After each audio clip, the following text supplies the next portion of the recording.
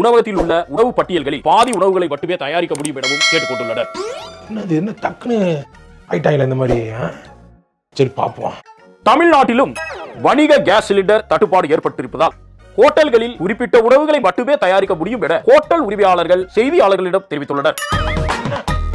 என்ன பெங்களூர் நாங்க இப்ப இங்கேயும் லைட்டா ஆரம்பிக்கிற மாதிரி இருக்கு. சரி பார்ப்போம் என்ன நடக்குதுன்னு. அண்ணா தம்பி வாங்க. டீயா போடுங்கண்ணா. 12 அடி 15 ரூபா. 12 அடி 15 ரூபாயா? ஆமா.